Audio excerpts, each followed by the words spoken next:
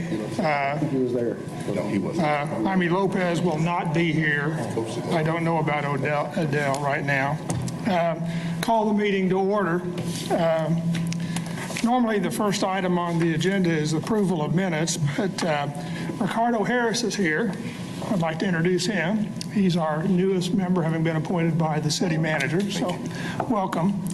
The other thing that we should be aware of is at the last meeting, we asked that our meetings all be broadcast on YouTube, and that request was conveyed to the city manager. Today, we are being streamed on the police department's YouTube channel because the city's YouTube channel is streaming another meeting at the same time. But we are now back in the streaming business. Okay, the first item on the agenda is approval of the minutes from, it says May, but it would be the June minutes. Has everybody had an opportunity to review the June minutes? Are there any additions or corrections to the June minutes? Seeing none, is there a motion to approve? Move for acceptance. Second? I'll second it. All in favor say aye. Aye. The minutes are approved. The next item on the agenda is the public agenda. I thought we might do something a little bit different today. We have some time constraints in our meeting because we need to be out of here by 6 o'clock. So I thought we have Walt Chappell and Twyla Purdy signed up on the public agenda now. I thought if they have comments not related to the chase policy, you should do that now. But if we're going to have any comments or inquiries related to the emergency operate policy 605, we would do that in connection with the presentation on that topic. So, Twyla, do you have comments on? No, not on that. So I can come up. you want to come out now, please? Thank you.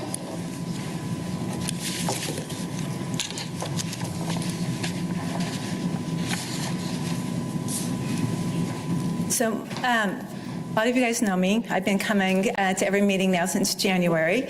But for the new fellow, my name's Twyla Purdy. I'm the CEO of Wichita Urology, and I have an interest in this. That's why I keep coming.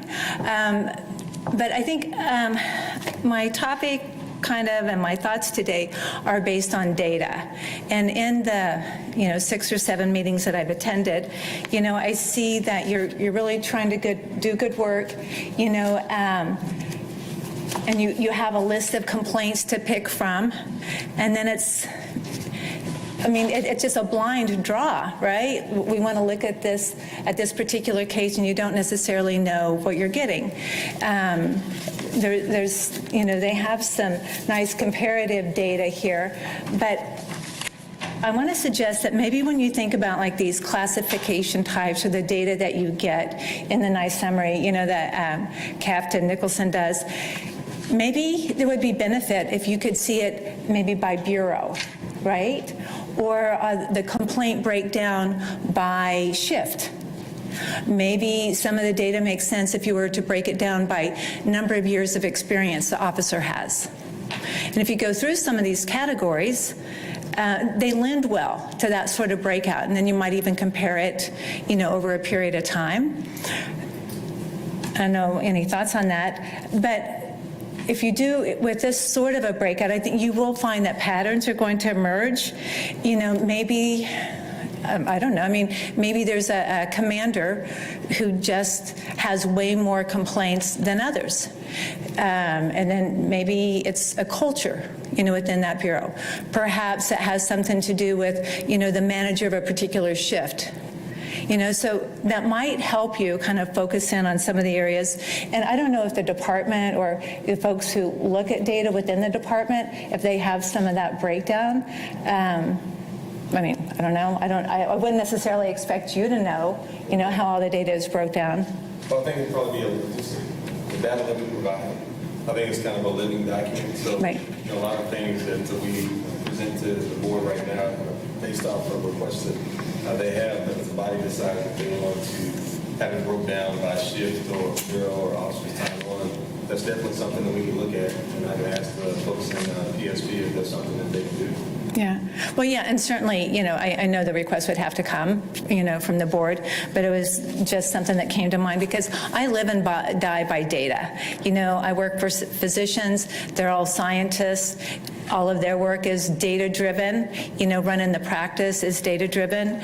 Another area that, because some of these unfounded complaints, we've had a lot of discussion over the last couple of meetings about complaints and how many are unfounded and so forth. Maybe those could be, would work well, kind of the same sort of breakdown. Is it by department or by bureau, by shift, whatever?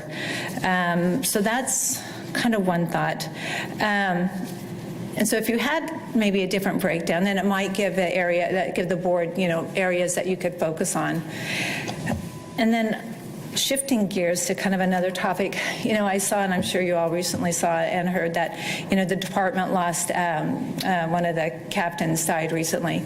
And so it got me thinking, well, how are people promoted within the department? And maybe the board is fluent and knows how that works. Or maybe that's an area you might want to explore. Are the appropriate people being promoted into key positions like captain? How does that work?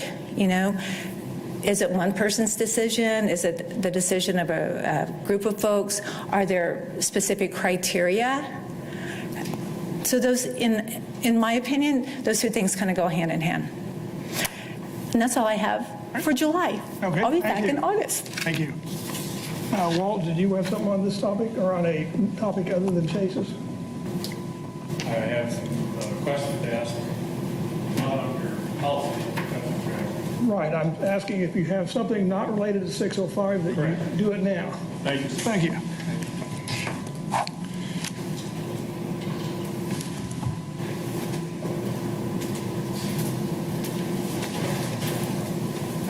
This board has a very significant role to play in our community, and we have discussed this option a number of times with you since February. Now, at that meeting in February, we went through the citation analysis for 2016 through 18, and that analysis was done for the municipal court and for the police department, and we found that blacks in this community are twice as likely to be stopped given a citation than any other race. We also found that 50% of those citations were for non-moving violations. Now, you had a motion in February that was passed unanimously by this board, your board, to have that updated for 2019 and 2020. And I understood at the meeting we had in May, and then again in June, that you would have those results by June's meeting. Here we are in July. I understand that those results still are not available to you. That motion also included a quarterly report, so the citizens of Wichita would be able to see the data on citations, where they're given, to whom, what races, on a quarterly basis. That would serve as a management tool for the city police department, as well as for your board and for the rest of us in Wichita. Now, I'm concerned that that data isn't available. I'm concerned it's not made any of the light of day that we expected.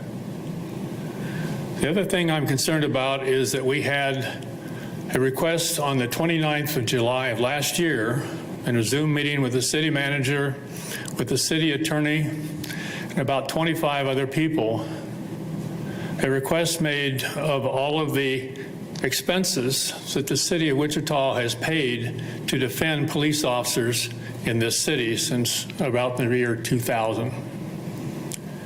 Now here it is a year later, and we still don't have those data. It took an hour and a half for one of the people in the revenue department to say, all right, here's the invoices we've received from attorneys to defend these officers in court. And they don't specifically what invoice, what date, what time. It hasn't been matched up to cases by the city attorney. Now, I've asked Jennifer McGann repeatedly in phone calls and emails, text messages, And we've always been assured, yes, we're working on it, we're just too busy, we'll get to it. I've made that request, as you know, the last 2 or 3 meetings at this board. And always the response is, well, if you guys want it, she'll tell you something about it. The bottom line is that there's 53 cases since 2003 that total almost $10 million in expenses that the city taxpayers have paid. It doesn't come out of FOP. It doesn't come out of any other budget. It comes out of our pockets, Citizens Review Board. So I asked the basic question, at what point will this board ask for those data as well? The request came from the Racial Profiling Advisory Board. We've been promised repeatedly it would be provided. We have officers still on the beat who are being defendants in civil cases paid for by the citizens of this city, and you don't know anything about them because you can't look at a case until after it's been adjudicated. Now, case in point is the George Floyd case of Wichita, Kansas. The man's name is Akarius Randolph. Akarius Randolph was a black man who on the 4th of July thought he was under attack, like he had been in Afghanistan and Iraq. His mom and his siblings called ComCare. They asked ComCare to come out and help because this man was freaking out. There's firecrackers going off. He thinks he's under attack. They sent out 2 police officers. Unfortunately, we have a lot of our police officers, don't we? Sent out on mental health issues. Instead of waiting for ComCare to come and calm things down, one of these officers got right up in this man's face and said, you know, command this, do that, comply, comply. And the officer took out his gun and shot him right in front of 19 members of his family.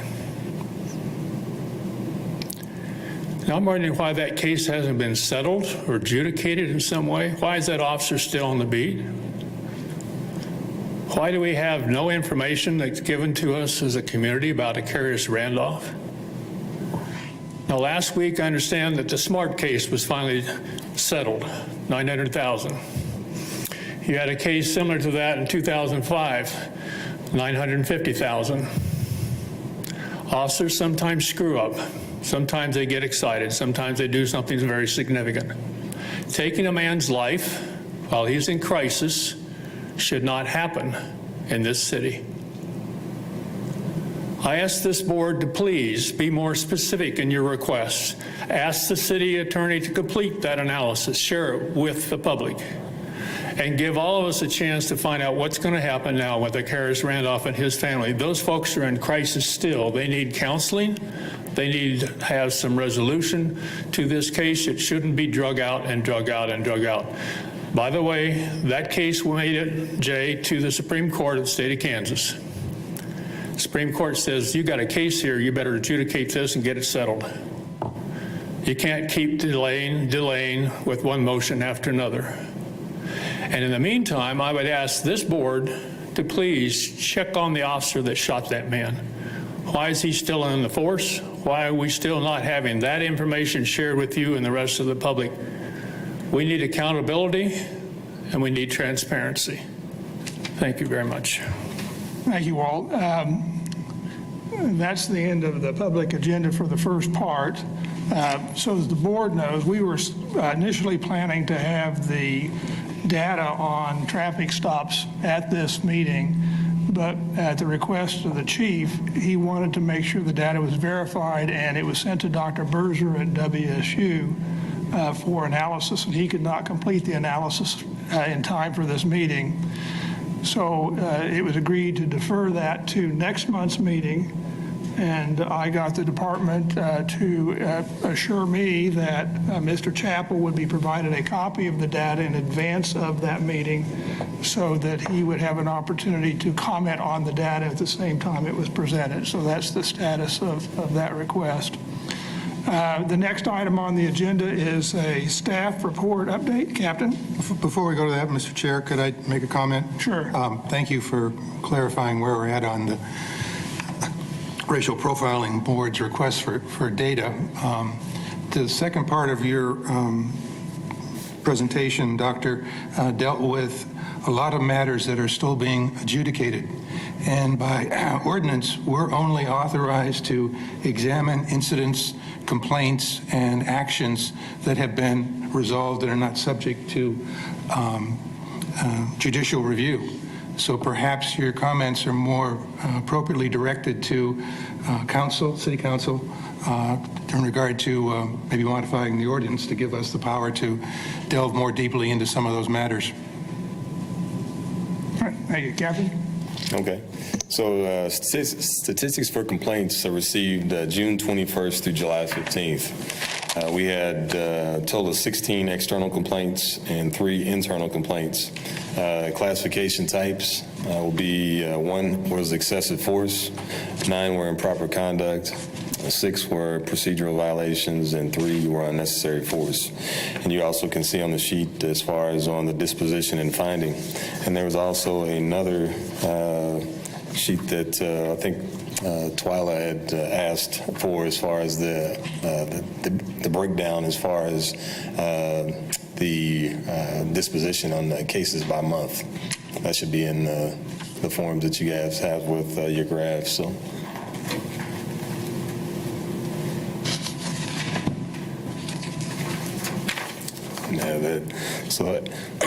So complaints yearly. So we've had 156 complaints year to date, and then were external complaints, and we've had 113 internal complaints. And you can see the disposition on the amount that were cleared by Exxon, stipulated, sustained, terminated, unfounded. And he also has it broke down by month, external complaints as well as the internal complaints. Any questions? Captain, on the cases completed listing for closed, I would like to poll 2 cases for further review, 20 PSB 3957, an unnecessary force and excessive force claims with sustained findings and terminations, and 20 PSB 3958, also an unnecessary force sustained with termination. So we'd like to put those on the docket for review. Does anybody else have a case they would like to pull for review? What was your first number, Jay? It was 20 PSB 3957, Thank you. and the next is 3958. They're in sequence. Any other cases? And if you do, by the way, have a chance to look at this and want to later identify a case, just send an email to Captain Nicholson and we'll get it on the review list. Captain, one additional request with regard to the reports that are produced in the materials.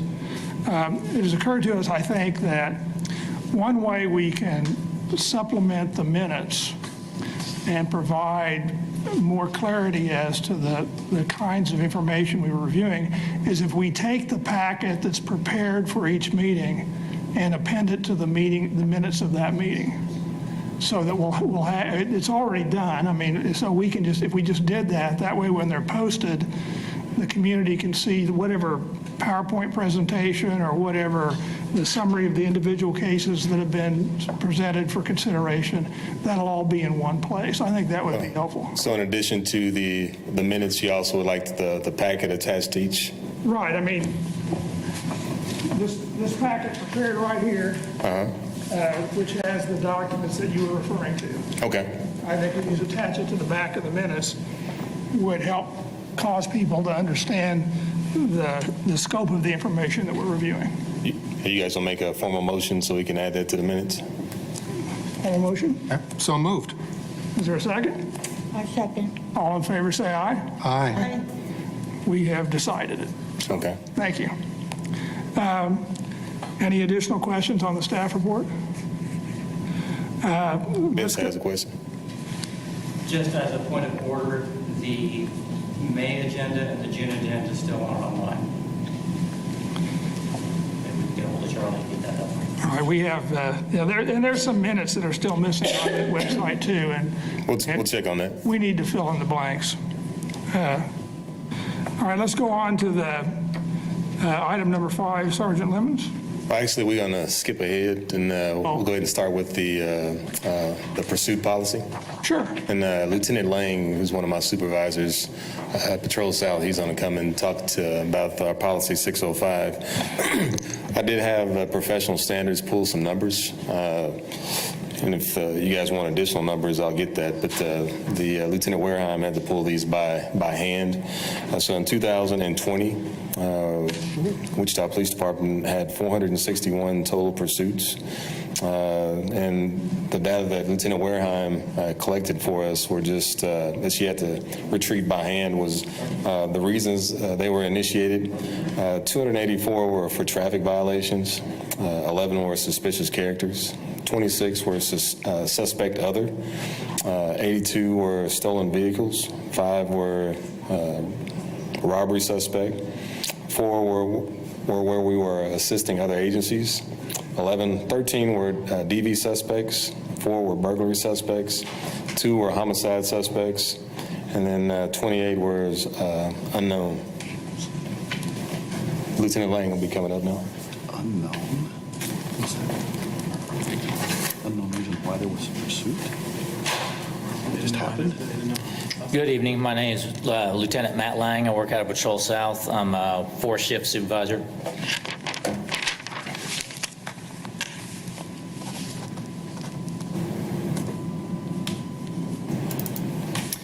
I'm here this evening to talk about Policy 605, Emergency Vehicle Operations, which some refer to as a pursuit policy. In this policy, it does cover, you have a copy provided for you. It's also a copy is provided at, on our public, to the public, so they can access it and look at the policy at any given time. First and foremost, I want to start off by saying that Wichita Police Department, we try to balance between lawlessness and keeping the public safe, and we integrate that in every policy. This is a pretty serious policy because at any given moment, any given day, we operate emergency lights and sirens, and you'll refer to that in this document, this PowerPoint, as 1039.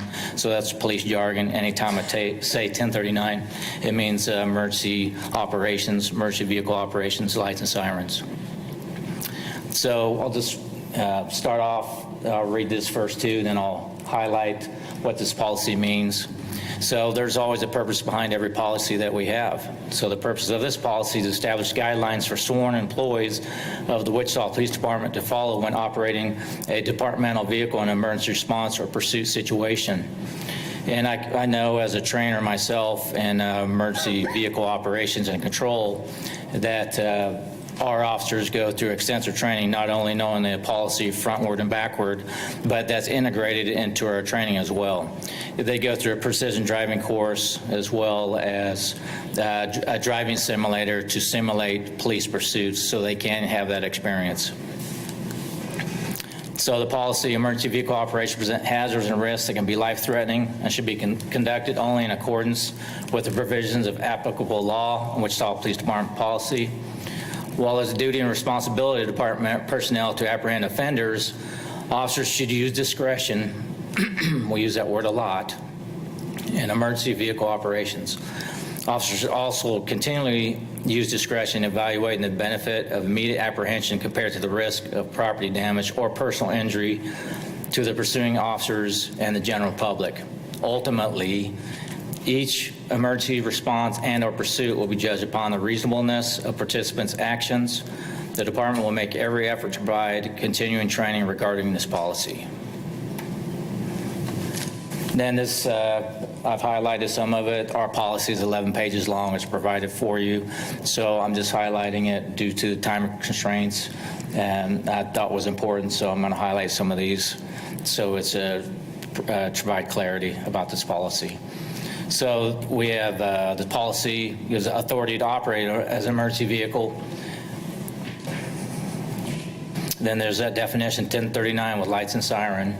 in response to calls designated 1039, where the protection or preservation of life is considered. So we often get 911 dispatch calls when an officer has a prior knowledge of some type of violence, or that type of call requires an immediate response. That's when we're authorized 1039. I'll go explain it in slides coming up. The following are emergency situations where use of 1039 lights and siren is authorized. And when I say emergency situation, 1039 response, officers check their equipment prior to starting their shift to make sure that their vehicle is clearly operating, their lights are working, and their sirens. An officer cannot operate a vehicle if they're 1039 without lights or sirens working, so they check it every shift, every day. And then these are the types of calls where we're authorized to run 1039. This call is designated for officer in trouble and pursuit of a violator when momentary use of either or both emergency lights and sirens are necessary to alert other traffic and or command the operator and violator to stop. So every time you see a police officer behind you, you'll see the lights on come behind you if they want to stop you, or they'll have their sirens on in order to alert you to either pull over or move out of the way. Then pursuit of a violator wherein the violator refuses to stop, and the continued use of both emergency equipment and siren are necessary to warn other of hazardous conditions. An officer knows or has reasonable suspicion to believe the fleeing suspect is committing or has committed or attempted to commit a violent crime act as defined herein. Then the violent crimes include homicides, rapes in progress, aggravated assaults, robberies in progress, incidents where individuals are in active physical altercation. Then it goes on to define other situations such as burglary in progress, vehicle collisions with injuries or fatalities, and active incidents involving persons with a gun making threats towards individuals or when shots have been fired. Then this defines the manner of operation. The emergency lights and sirens will be used at all times while operating 1039.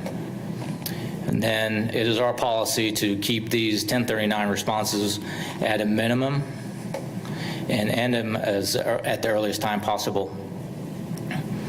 Then the operator of authorized emergency vehicle may proceed past their red light, stop sign, stop signal, or stop sign by only after slowing down as may be necessary for safe operation and when emergency lights and sirens are used. And I'll add on to this by saying we have checks and balances in our system. As a supervisor and a commander of a shift, officers involved in a police action will activate their body-worn cameras, refer to them as Axon cameras, so they're on during the entire pursuit. And per policy, they're to be worn on the head. So when I'm reviewing them, I go step by step during the pursuit, and as they're coming up to intersections, especially because it's pretty dangerous, because sometimes we outrun our sirens, and a lot of people don't pay attention to our lights. I see their head movement. I see them slowing down. The camera shows their speedometer a lot of times. Then I see their head movement left and right prior to going through intersections.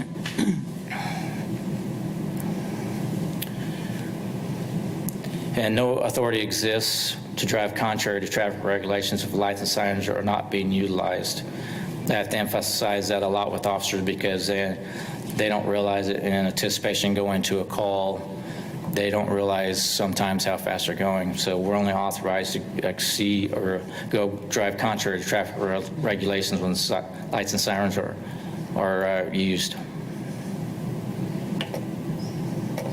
Then this is in there because it comes up quite often where citizens come up to us and ask us for a 1039 response escort to somewhere. I've had it citizens come up to me, they need to get to a hospital in an emergency situation. We're not authorized to escort them. We have other means. We'll call EMS or have an alternate means to get them somewhere a lot safer. Then this one, especially at the bottom, it's especially important. The above provisions shall not relieve any officer driving an authorized emergency vehicle from the duty to drive with due regard for the safety of all persons, nor do these provisions protect the officer from the consequences of reckless disregard for the safety of others. I teach people and I enforce it on a daily basis. Do not drive carelessly or recklessly. It's just because we're authorized to do so doesn't mean you're driving in a careless or reckless manner. Then we do have some de-escalation, is what I like to call them, techniques to end a pursuit safely. And some of the tactics that are showed up here are star chase, and there's a clear definition. I think it's probably 1 or 2 pages in the handout of our policy that explains what star chase is. Star chase allows us to catch up to a suspect vehicle and basically apply a dart on it, and when that dart has a GPS tracker on it, so once that dart's applied, all the officers back up, back off, turn off their emergency equipment, then dispatch automatically tracks it through GPS to see where that vehicle goes to. So that's a great technique when it works. Then also stop sticks. Some call them spike strips or anything, other definitions, but we call them stop sticks just for clarity. And those are tired. If I can interrupt you, I know you're Yes. covering the policy, but we have it so we can all read it. I was wondering, there are 2 scenarios. There's the I've got to get to someplace in a hurry because there's a robbery, kind of where the officer's going, but there's no chase. Yes. That's one scenario. And then the other scenario is where someone is being chased because maybe they were a robber, they took off, who knows, there's a reason they're being chased. What factors does the department consider in deciding to initiate that chase or in deciding to back off and terminate the chase? There's a lot of factors that go into it. So first of all, when an officer makes a car stop, he's to call it in on the radio. He gives the unit number, location, and then just for that safety aspect, so we know what type of stop it is. We don't have to announce over the radio what it's for a traffic infraction or so on and so forth. However, once the officer gets on the radio and says, hey, this vehicle is taken off, that's when a supervisor, per policy, and we do it, not only per policy, but out of habit now, supervisor acknowledges the pursuit, and so it alerts other officers as well over the radio. Then the supervisor, I can speak clearly for myself, I'll ask what are the speeds and what are the charges, and that's a determining factor in the pursuits. I know I looked at a lot of data from last year, and the majority of pursuits lasted less than 5 minutes and less than 1 or 2 miles, and majority of them ended safely. So if it's traffic only, if it's property crimes, we make that determination. If it's person felony crimes, we'll definitely assess it as we go, but it's so dynamic and we have to ask questions, and the responsibility of officers, it doesn't have to rely on a supervisor to disregard the pursuit. That's why the discretion comes in there. Officers have to realize at some point, hey, they have a first-hand view of it. This is out of control. I need to stop it myself. And we're seeing that more and more with the maturity officers, with the training that's involved, with the experience that they're getting, and with the supervisors out on the street. So, did that help you, sir? Yes, it does. Okay. In that regard, though, we reviewed a year ago the situation at Douglas and Broadway, the tragic accident with fatality, and in that case, the officer really didn't chase. He turned around, turned his siren on, but then the car jackrabbited, and therein lies the danger. The danger wasn't from the police car, it was from the other driver who was trying to get away, and it showed that the officer wasn't chasing. What other strategies does the department use in a chase process? There's standard prototypical movie strategy of chasing after them directly, but are there other ways to solve this issue? There are other ways. The policy changes will definitely It's an ongoing assessment process. The policy can be more restrictive. Our policy is pretty restrictive. I did some research prior to coming here, other jurisdictions, so it's pretty restrictive. The one factor that we cannot determine in every pursuit, we definitely know it's inherently dangerous. Any traffic stop, definitely any pursuit. The one factor we cannot determine is what the other person's going to do. We only have control over our training, our personnel, and our professionalism to dictate what happens on our perspective, but the human factor is so unpredictable. I mean, like I said, without even pursuing anybody, people get nervous, overreact, underreact. Just an average citizen, I get nervous even driving my own vehicle down the road. I see an officer get behind me, I'm like this, looking back here. It's overreacting to something you shouldn't, but bad guys are unpredictable. It's unfortunate it ends in tragic situations. So. I have a question. Yes, ma'am. So you mentioned training a few times. Yes. And so I'm curious about frequency of training. There's a driving course and a simulator. Yes. Is that one and done? Is it semi-annual, annual? That's part of, I guess that's one training part in the question that I have that I recall. The hands-on part comes after the academy. In the academy, you get precision driving courses, you get the policy. The policy is continually reviewed as part of our training process. As far as the driving, our office is our car, so it's on-the-job training at that point. After they graduate the academy, they're spent 12 weeks with a field training officer as well and get into situations. I've already had this last class. I've disregarded 3 of their pursuits with the newer officers.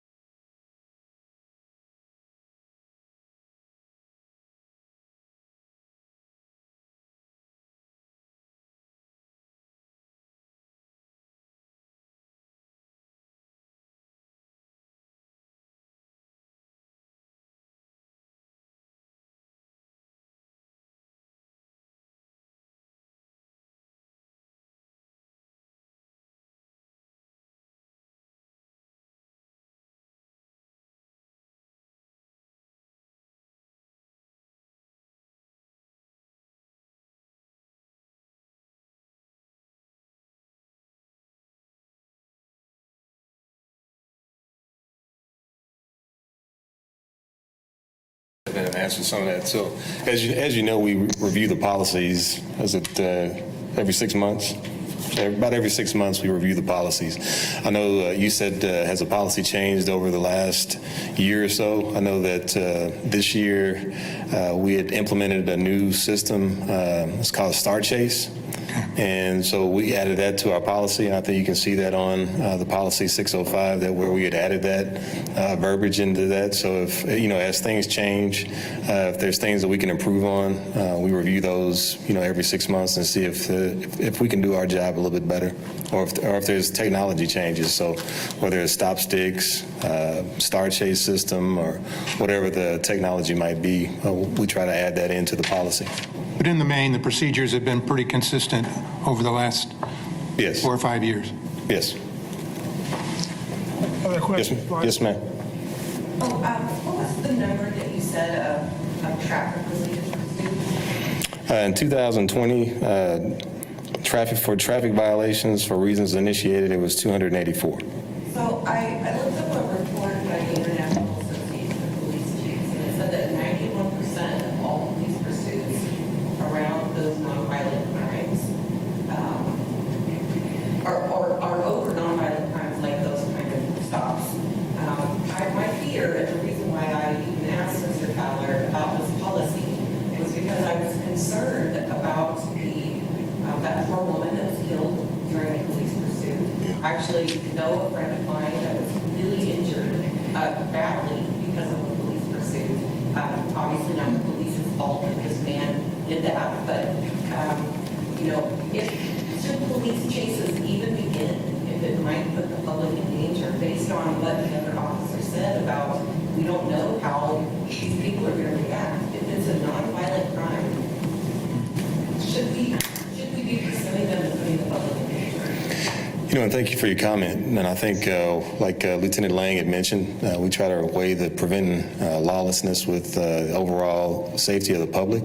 And one of the things that, as he was explaining, is that, once someone gets on the radio and says, well, I'm pursuing a vehicle southbound on Main at Central, we look at different criteria, charges, speed, time of day, and I think if I had to check with PSB and as far as being able to get the data, but I would say probably over 90% of the pursuits that we initiate get shut down either by the supervisor or the officer will discontinue the pursuit himself.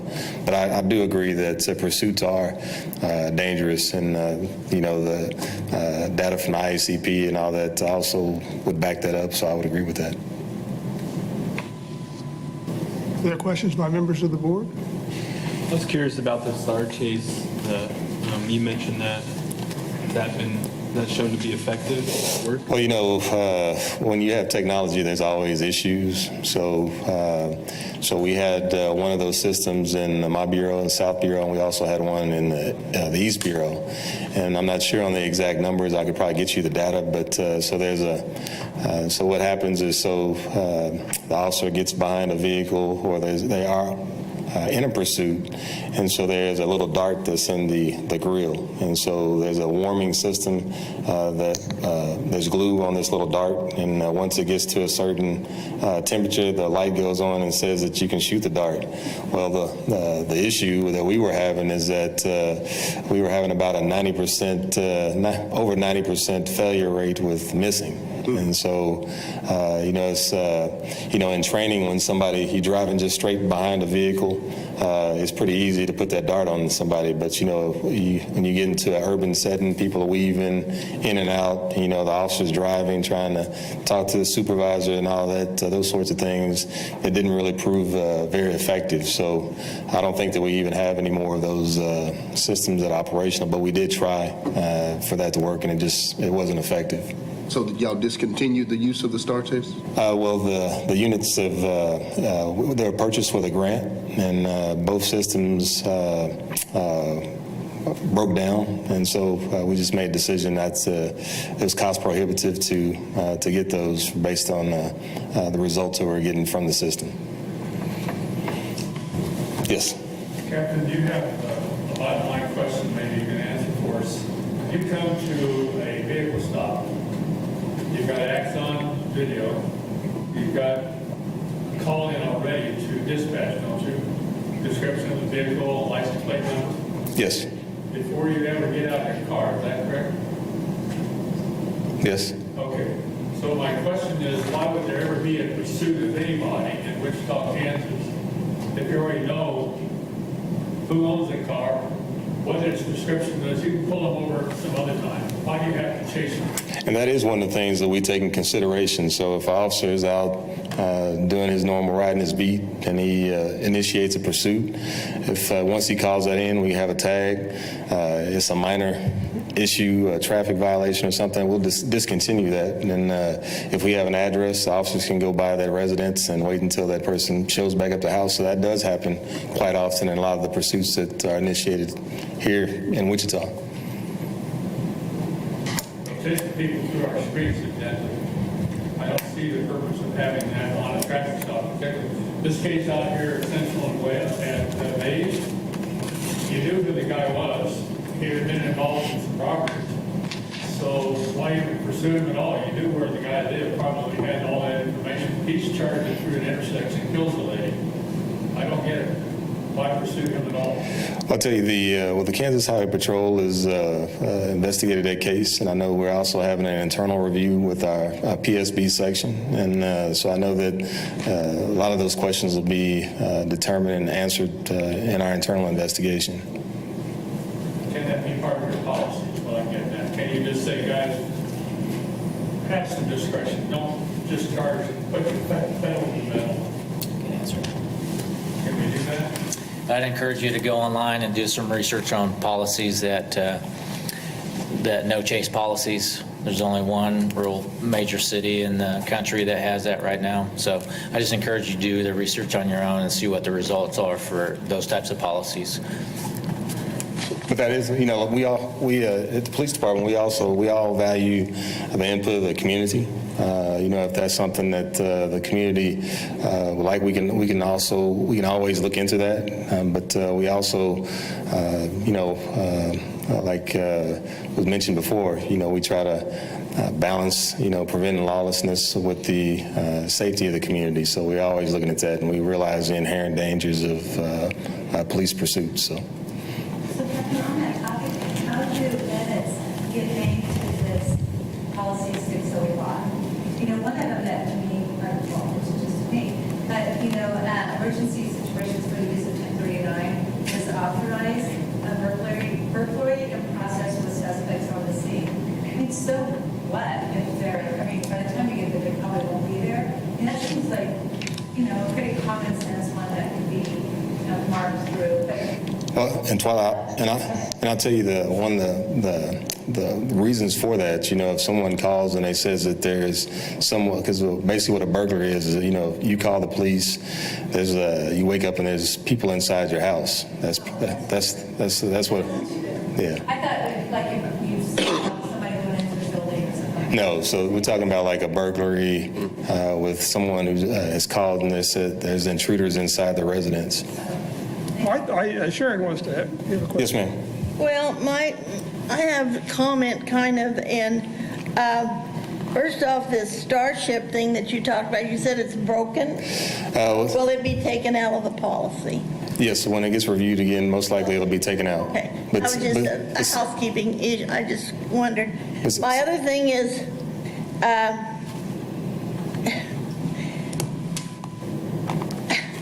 how can I say this nicely?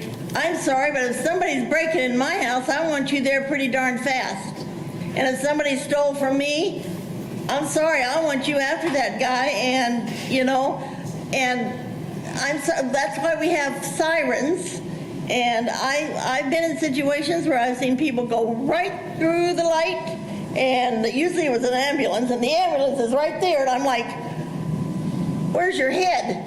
But so I understand, I agree that, if somebody's just got a tail light out, you're not going to bother. But also, can't these people be difficult to find? You know where they live, but although I've heard that on holidays they go home to mama so you can find them, but it can be difficult to find them and that type thing too. So it's not, it's not all black and white. It's not all this or that. And so I think it's a pretty good policy. I would not want a city where you don't have any pursuit. It's like, okay, I can commit a crime and maybe they'll find me and maybe they won't. Okay. No, I'm sorry. That's not law and order, in my opinion. And so I think the discretion that you're pushing, you know, we live in a city. There's traffic. There's crime. And bad things happen. And it's sad, but we can't let the criminal just, whatever, hi guy, I'm going on down the street and you can sit in your car. I sure don't want that in my neighborhood. Well, I think there's two situations here. One is the emergency operation of the vehicle to get to the robbery or the rape or the murder or whatever. And that, in my view, is a much more controlled environment because the officer is going to have lights and sirens, but he or she's also going to be able to control their path through the intersection, even if they have lights and siren on slow. And I think that's policy incorporates that kind of procedure. The risk that I think the community is seeing is the uncontrollable risk, or marginally uncontrollable risk of the suspect or the other driver who doesn't have the training or experience, but's running like a jackrabbit, and that's where the tragedies, or a lot of the tragedies we've seen, have occurred. I don't know. It's a hard thing to address. I would hope the department, and I think the policy actually does a pretty good job. I would hope the department would impress upon the officers that you have discretion, but the use of that discretion is very important. That every decision has to be made with respect to what can happen a half a mile ahead of you that you may not have complete control over, and you need to think about how to minimize risk. That's kind of my view on that process. Is the board going to acknowledge the comment that was made here about these people going to their mama's house for the holiday?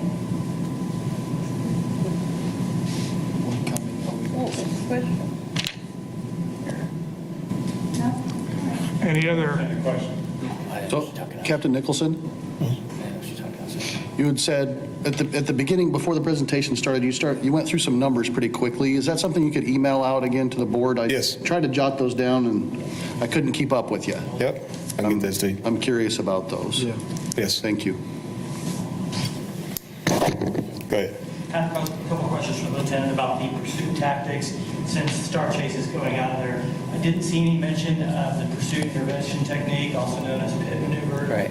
Is that prohibited by the department? Is it trained by the department? Not included? It's not on our policy. We had something going last year, but COVID, with the advent of COVID, it kind of went by the wayside. It was thought about, kind of looked at, researched, but it's not part of our policy. So if an officer were to do that, would they be subject to discipline, or would that just be part of, they were trying to get someone off the road? It's they have to be very articulate in why they did it, if that were the case. And So if they have received training on it and they're executing that maneuver, would that be considered responsible? there'll be some discipline if they go outside of policy. So pit maneuver is not in policy that they were to do that? It is not. Yes. We're working on policies. We're working on it right now, but it's just slow going. We had a situation in another jurisdiction where a sheriff's officer decided to tip a motorist for a trivial traffic infraction, and who the motorist insisted that they were pulling over. They were just waiting a more specific, safer place to do it. And the suspect was a pregnant woman, and he rolled the vehicle. So obviously, with that not being in our policy, that shouldn't be happening here until we maybe do adapt it and have some extra safety. Second question I had, aside from it, is stop sticks. We've had an officer maimed in the last few years because of deployment of stop sticks. has our policy changed in a way to make it a little safer for the officers to deploy that? Or are there possibilities that our officers aren't being properly trained on how to protect themselves while deploying stop sticks? As with every pursuit, there's a lot of dynamics. They're trained properly, or we wouldn't be deploying them. Stop sticks are one of the safest ways to end a pursuit safely. It's, for those of you who don't know what it is, it's a tire deflation device, and it does not, once a vehicle rolls over it, there's tubes that go into the tire to allow it to deflate at a gradual speed rather than it's not a blowout or anything. It doesn't blow out the tires. So with the way the officers are trained, you have to get behind cover, and once you deploy the stop sticks, and once the suspect vehicle comes up, but we're talking about speeds, exceeding the speed limit, so it's inherent that the officer get well ahead of the pursuit, pay attention to the radio, know where the vehicle's coming, and deploy them in a manner to where they can be safe, and usually behind cover as much as they can. But with the unpredictability of people driving recklessly and carelessly, they may see an opportunity to do harm to an officer, and it's one of those situations where the officer's trained properly has to put all that into effect in order to keep himself safe. It's not worth an officer's life or anything else to be hit by a suspect vehicle going at speed.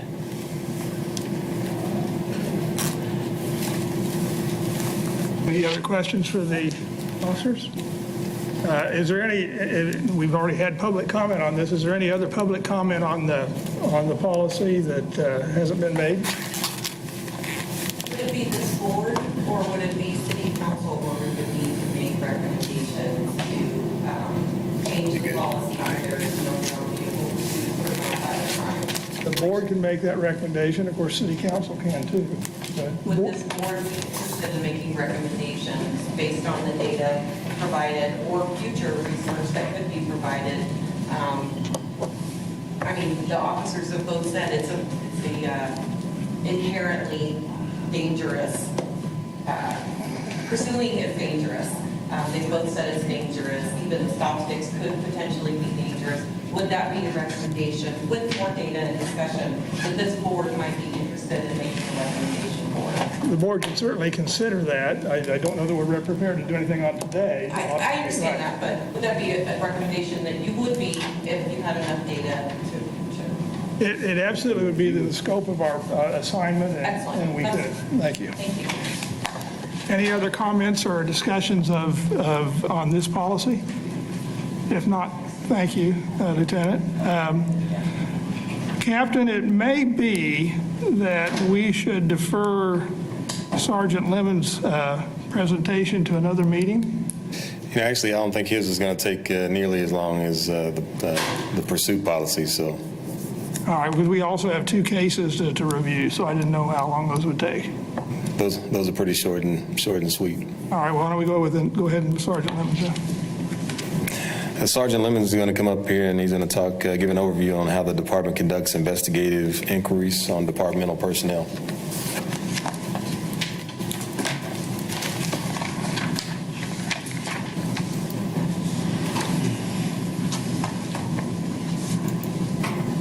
All right, good evening. I am Carl Lemons. I'm Sergeant Patrol North 3rd Shift. I will try to keep this as brief as possible, but just to give an overview of how a standard inquiry for the Wichita Police Department is conducted. Put together a presentation just so that the board can have an understanding difference between an inquiry and an administrative investigation. So the question is, what is an inquiry? An inquiry is basically we're asking for information as to something that may have occurred, right? It's the process utilized to determine if misconduct has occurred. Misconduct for the department, our department is defined in our FOP contract.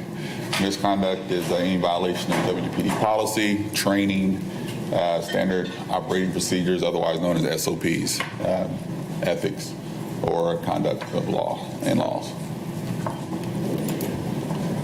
What is an inquiry? For supervisors, supervisors are allowed to conduct an inquiry of alleged misconduct to include a preliminary interview with, this right here says with without an FOP representative. There's been some change that's come down that says that an officer can have an FOP representative during the time of an inquiry. This is all defined in the FOP contract. A lot of our policy and FOP contract works together in conjunction with each other. So here are some guidelines for inquiries. Inquiries do not require FOP representation, which I've just kind of covered that officers are now allowed to have a representation for inquiries. Garrity is not read on inquiries. Garrity is basically additional protections for officers through this process, because inquiries can go into administrative investigations. So inquiries are not recorded, but they can be recorded. So for those that record inquiries, supervisors may look at it as it's protecting the officer as well as the interviewer to determining what may or may not have happened. Supervisors to ask open-ended questions. Some of those questions are just basic open-ended questions. Do you recall this incident? Can you tell me more about the situation at hand? Who all was present? Kind of helps the interviewer kind of wrap their head around what may or may not need to happen. If or once a misconduct is identified, the interviewer should stop answering or asking questions, right? Those questions, if they continue to ask questions, it could affect the administrative investigation portion of it. Once a misconduct is identified, it automatically becomes an administrative investigation. Okay? And then, of course, the interviewer is not to discuss any possible discipline. Basically, the interview stops where it is. Officers understand that that's the process in which the inquiry is happening.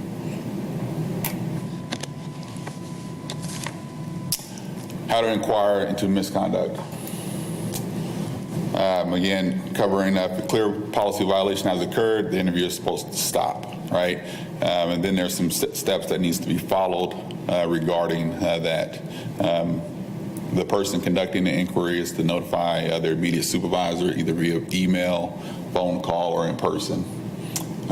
If the immediate supervisor is unavailable, the interviewer should identify whether the severity of the incident or policy violation may require the bureau commander to be contacted because of the severity of what may or may not have happened.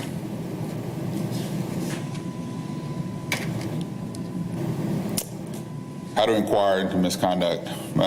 This is kind of getting into the process of the inquiry. Contact the complainant if you need to get more information about what occurred. Inform the complainant the allegation is being worked, right?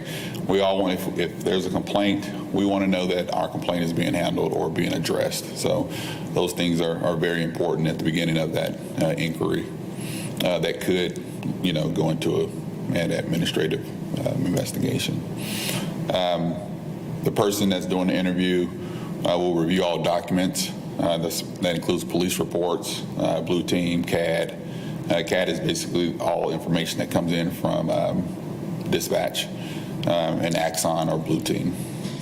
The interviewer should speak with all known witnesses, both internal and external, and then also speak with the focus officer or the person that the allegation is being directed upon. Officer questions are not limited to the inquiry or alleged allegation. Questions should be asked until the supervisor reasonably believes that there's no misconduct or that the violation has occurred. Again, we're talking about misconduct regarding policy, SOP, law, as it relates to specifically Wichita Police Department. It is possible to clear an allegation of misconduct without speaking to the focus officer. However, a thorough inquiry should not be limited by this objective. So again, we're talking about conducting a thorough inquiry regarding what may or may not have happened to get to a resolution. If there's no misconduct, the complaint is determined to be false or not factual, document the inquiry response. So that'll be documented in Blue Team. We've heard a lot about Blue Team as of lately as to how we are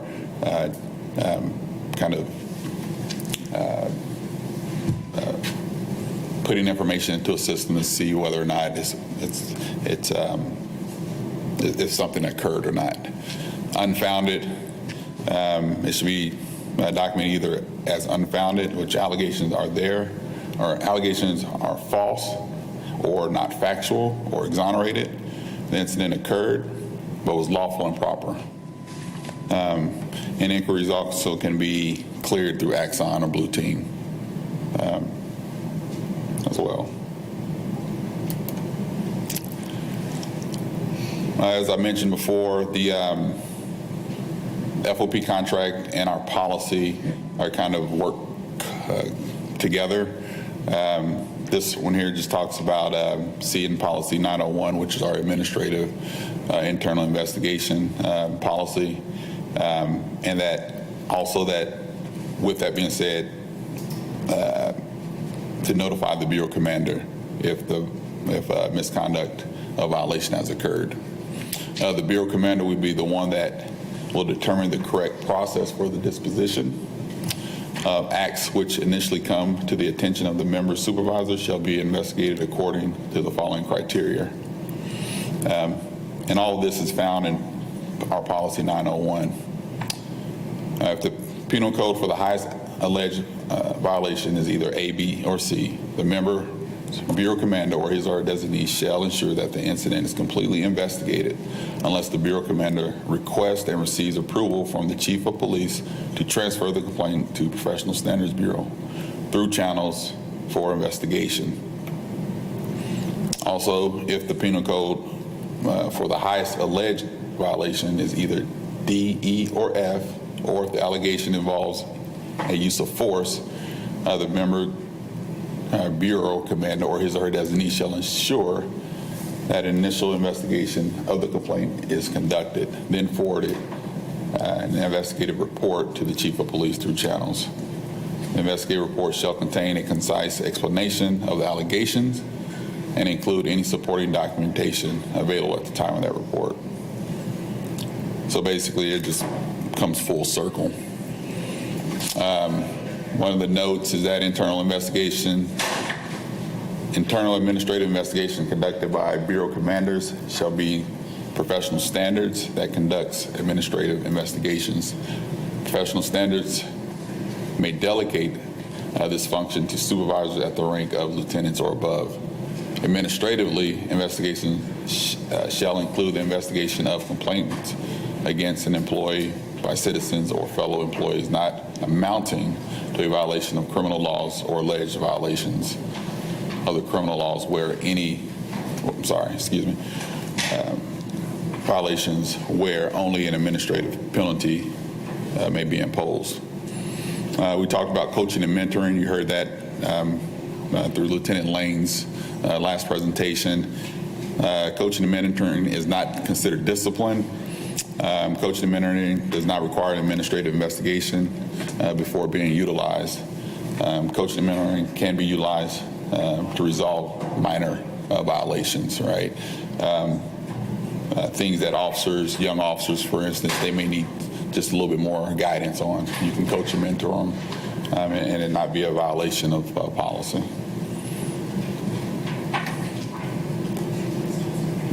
Contact complaint.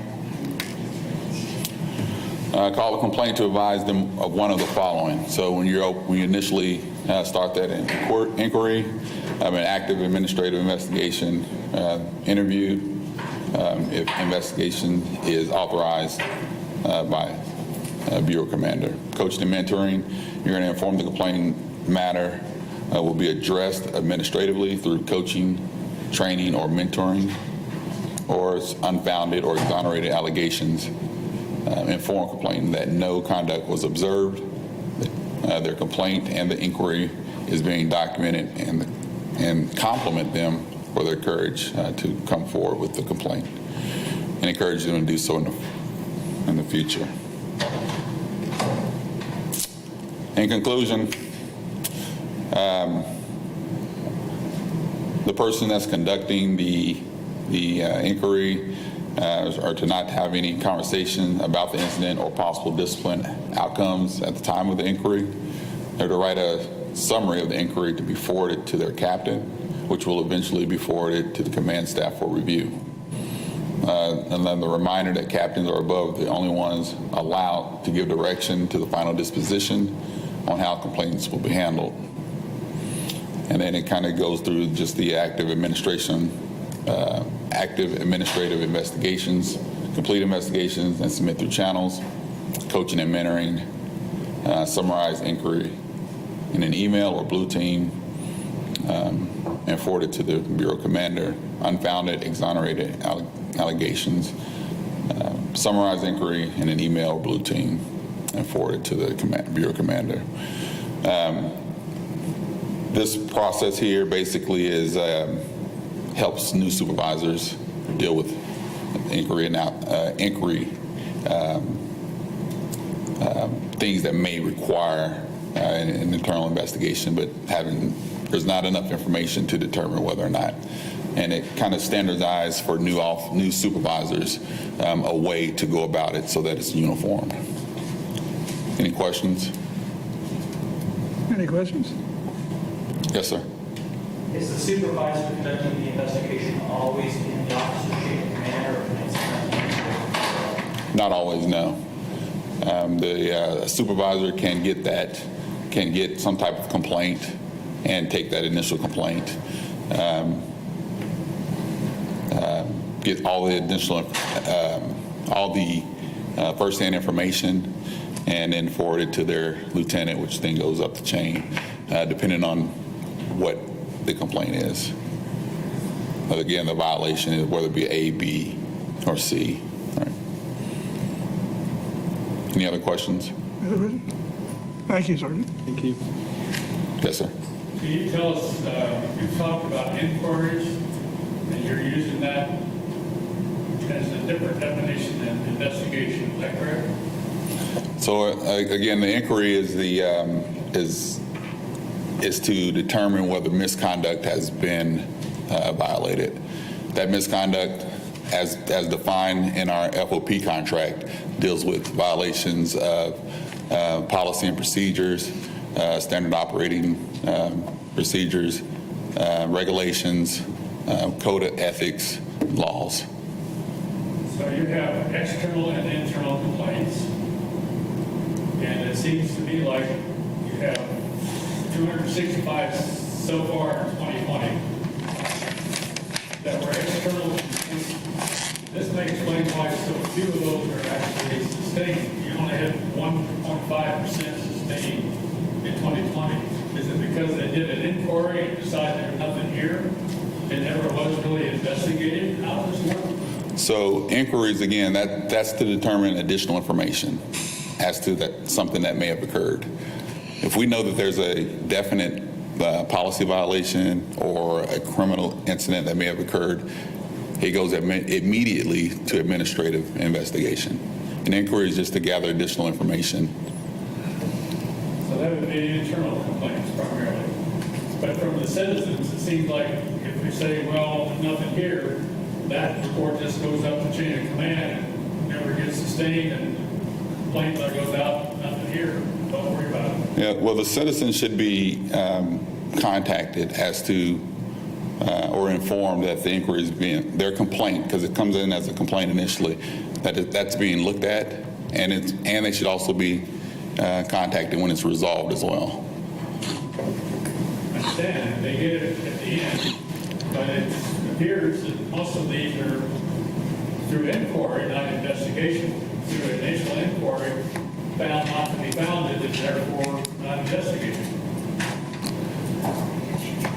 Well, I don't have that information per se as far as the statistics, how that lays out, but I can say that you know, if there's information that something may have occurred, it's going to be looked at.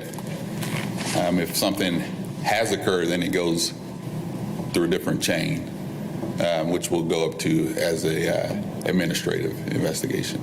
Well, let me give you an example of one of the unfounded investigations that I've had in my bureau just last week. So I had a citizen that called and said that Officer X threw a rock at his car.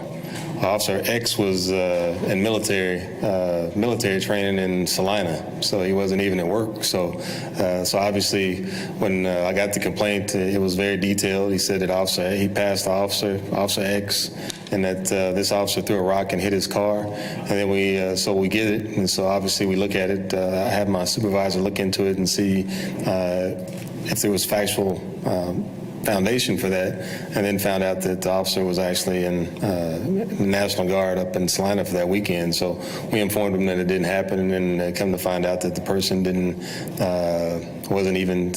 made the complaint wasn't even actually in town as well, and was having some mental crises. So I'm not saying that's what happens all the time, but that's an example of some of the reasons why we make some of those complaints unfounded. So. Okay, I appreciate that. We need to move on now. Any more comments by members of the board? The next item on the agenda is executive session, but before that, under new business, Denny Bender has been working on a report or kind of a summary of what the CRB has done, and he's going to give us an update on where he is on that project. I won't take too much time because we have an executive session coming, but this board has been seated and functioning for 3.5 years, and a couple of occasions the question's been asked, well, what's been accomplished? What activities have we engaged in that are moving forward the mission of this board? And I volunteered to do a little recap. So I've been auditing our minutes over the last 3.5 years. And I think we could all look at that and feel quite good at the body of work that we've accomplished, because there are many things that we can point to that have been instrumental in fulfilling the mission according to the ordinance that established us. We have met a total of 37 times in those 3.5 years, and to give you an idea of how much support we've been receiving, the chief himself has been here for 16 of those meetings, so we've had the opportunity to engage him, and he's had an opportunity to present to us on departmental operations and officer conduct.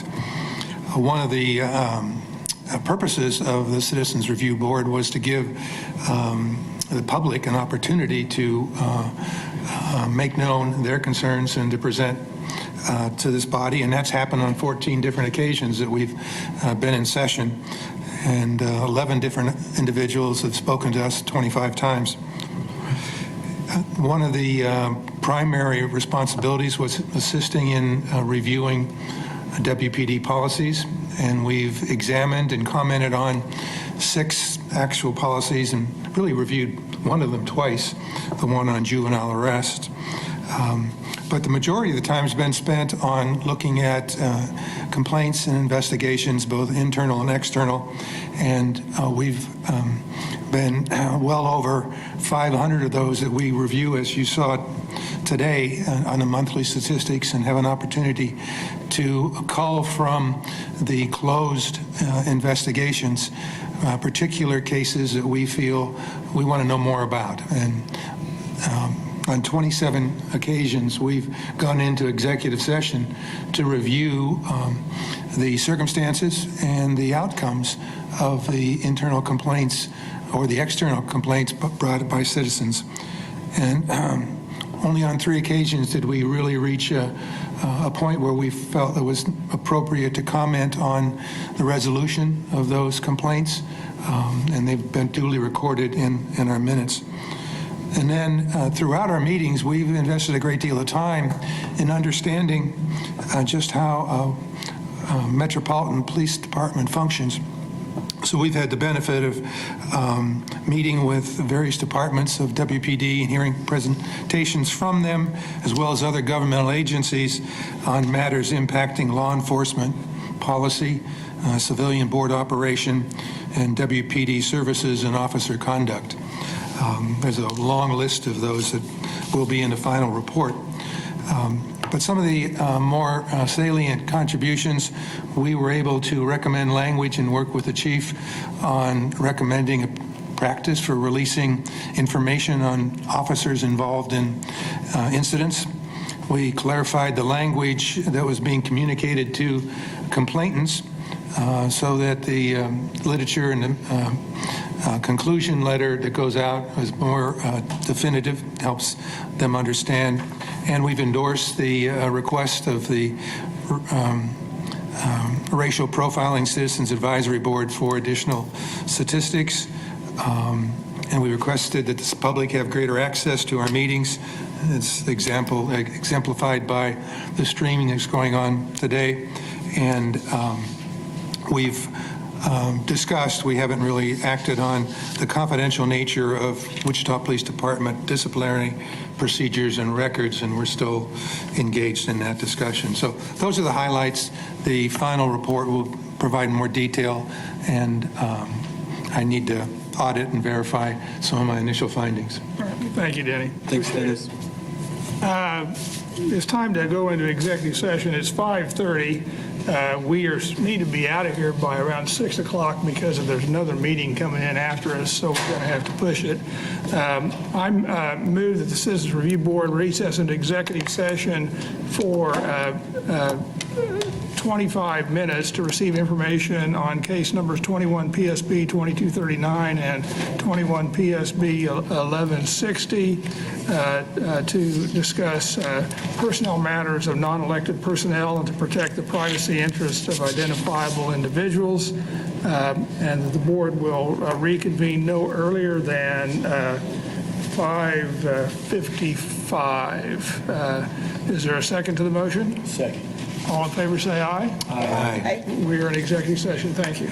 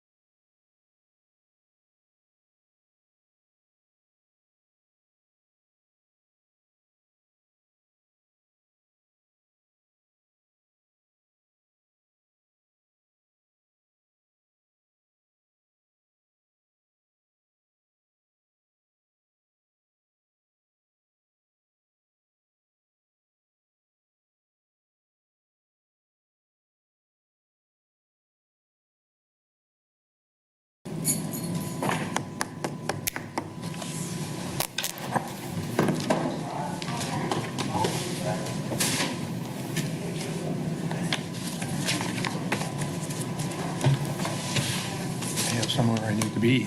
August 26th, next meeting. 26th, okay.